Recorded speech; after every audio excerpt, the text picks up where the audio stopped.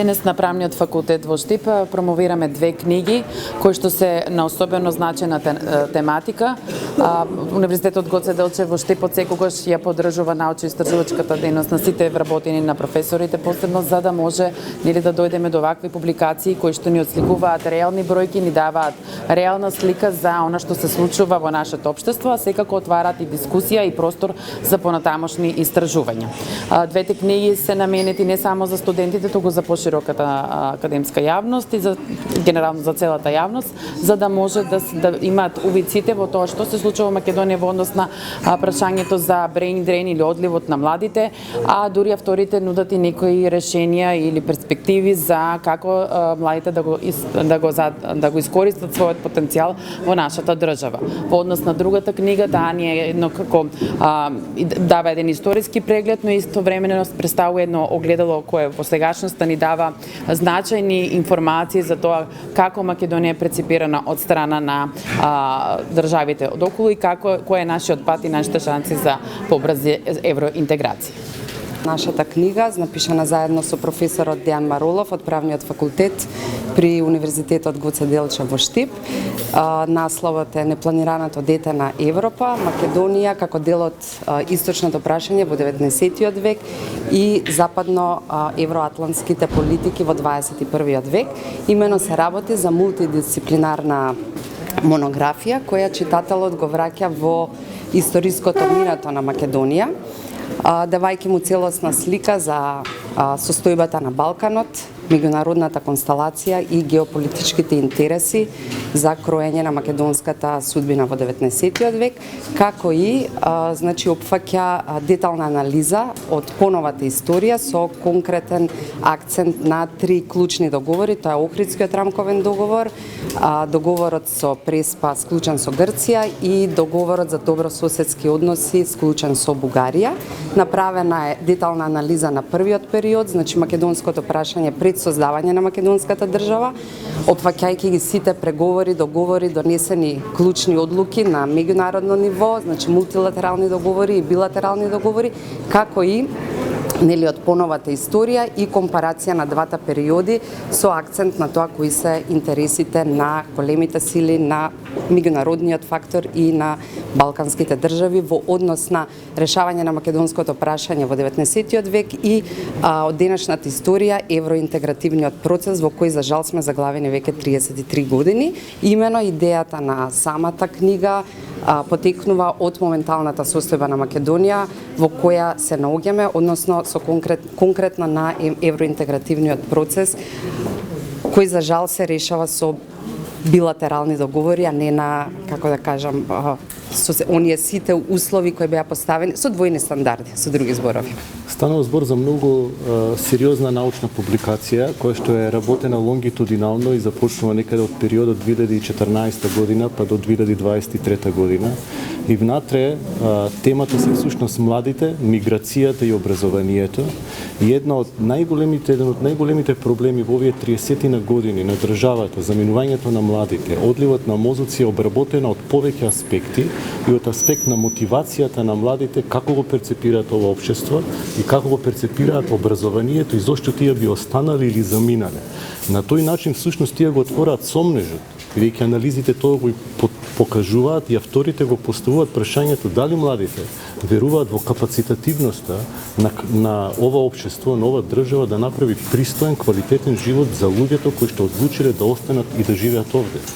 Внатре има многу интересни анализи и многу охрабрувачки резултати и за локалните самоуправи, и за креаторите на образовните политики, бидејќи одредени концепти кои што во изминатите 20 години се направени во нашата држава, како што е децентрализацијата, како што е концептот на дисперзираниот концепт на образование, носе многу позитивни елементи и можеби моментот е на преобмислување на моментот на дисперзираниот концепт, заради тоа што анализите покажуваат дека 60% од младите би останале во собствената локална средина или во блиската локална средина ако имаат квалитетен концепт на образование и ако имаат квалитетни елементи за продолжување после образованието во некакво пазар на труд или она што ќе представува граѓанско општество. Јас сум рецензент практично на книгата, на публикацијата на колегите Дејан Маролов и Јорданка Галева, на публикацијата Непланираното дете на Европа, Македонија како дел од источното прашање во 19-тиот и западноевроатлантските политики во 21-виот век. Заедно со колегата Ивица Јосифовиќ од нашиот факултет правен.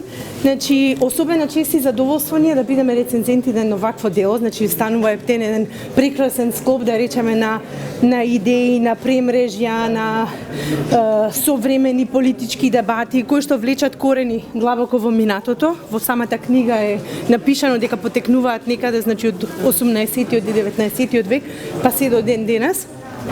И практично авторите што прават во книгата се обидуваат на еден начин токму да го опишат македонското, да речеме, самобитие или создавањето на таа македонска држава, развивање на таа македонска национална свест, совест, култура, традиција, едноставно да ги постават конститутивните фундаменти, нели, на македонската држава и како тие, односно кое место го заземале низ тие геополитички констелации, нели, во историјата. Било да се тоа преку Виенскиот, да речеме, Виенската конференција, Виенскиот конгрес, Букурешткиот мировен договор, Балканските војни, Втората светска војна, се до ден денес, значи од денешен политички во смисла аспект низ призмата на евроатлантските интеграции.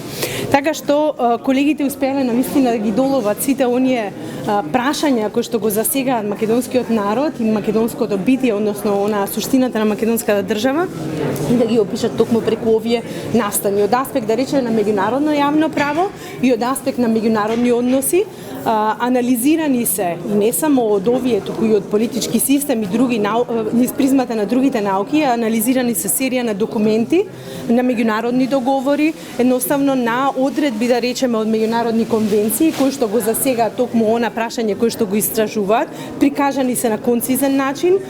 Во нив се содржани многу информации кои што беа можеби досега распрскани на повеќе страни, така што читателот, не само оние студенти и академската, да речеме, средина, односно заедница и на правниот факултет и пошироко, меѓутоа и пошироко академската читателска јавност, пошироката јавност, нели, би имале прилика да се запознаат за одблиску, да ги запознаат, нели, кои се карактеристиките, да речеме, на Македонија, на создавање на оваа македонска држава и борба за државност во геополитичките констелации, нели, низ годините. Благодарам многу за посетата и за можноста еве да го промовираме на овој настан, да ја промовираме самата публикација.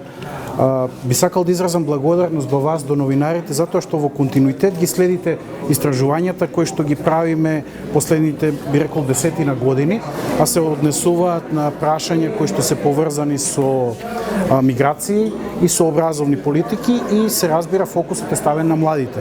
Најпрвим би сакал да изразам благодарност до Фондацијата за развој на локалната заедница од Штип, која што го поддржа нашиот проект, односно книгата Млади миграции и образование, кое што се спроведува како континуирани истражувања на правниот факултет при Универзитетот Гоце Делчев Штип. Нема да должам на статистичките податоци кои што ги има премногу во самата публикација. Ќе се осврнам само накратко на самите препораки кои што произлегуваат од публикацијата.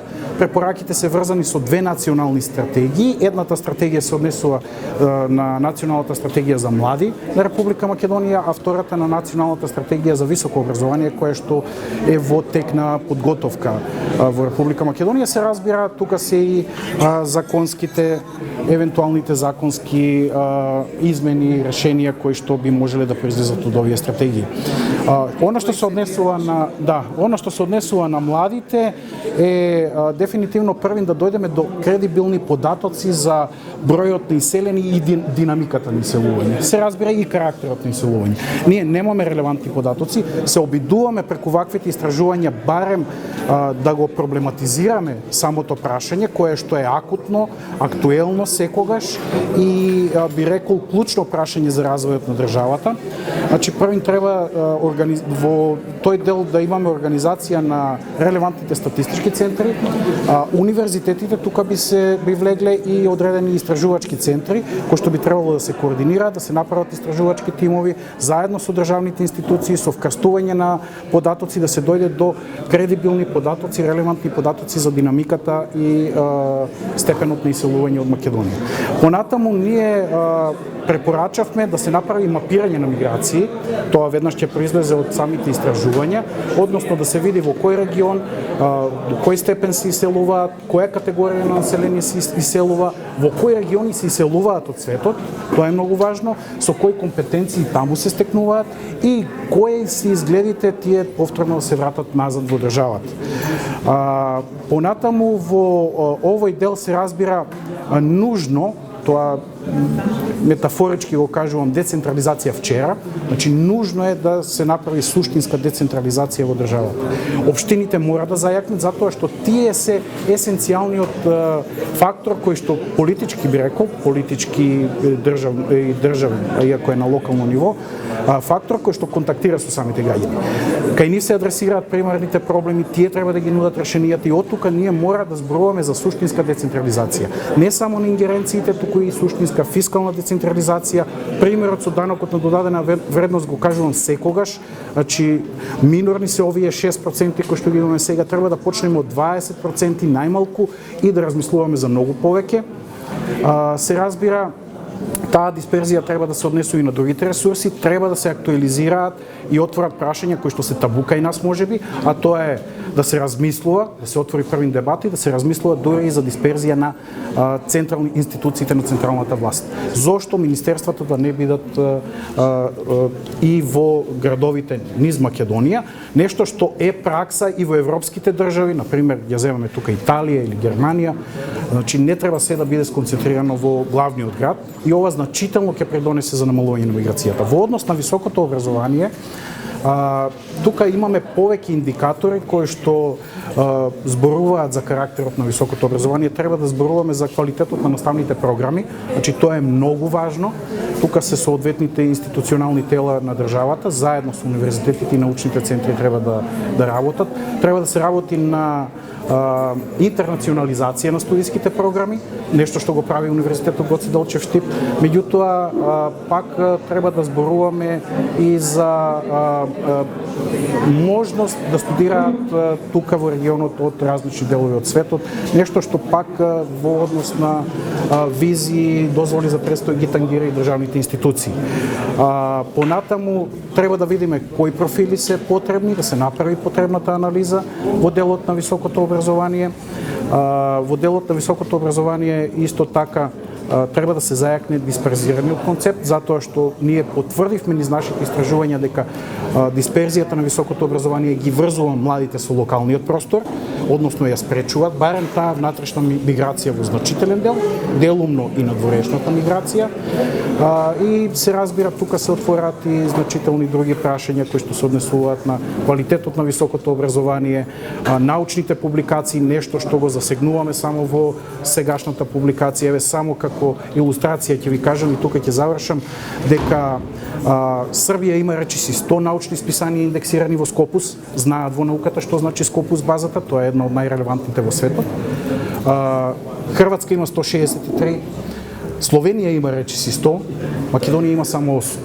Значи тоа е навистина катастрофална бројка, треба да се работи на научни публикации, научни списанија, дури и од тие 8 3 се на Универзитетот Гоце Делчев, само едно е на Универзитетот Кирил и Методи, иако е најстар универзитет во Македонија, од кој што двете најдобро пласирани во Македонија се на Универзитетот Гоце Делчев. И сосема накратко да ни кажете, сите истражувања колку млади се иселени се на лична перцепција, ве вашите истражувања што покажаа, какви бројки?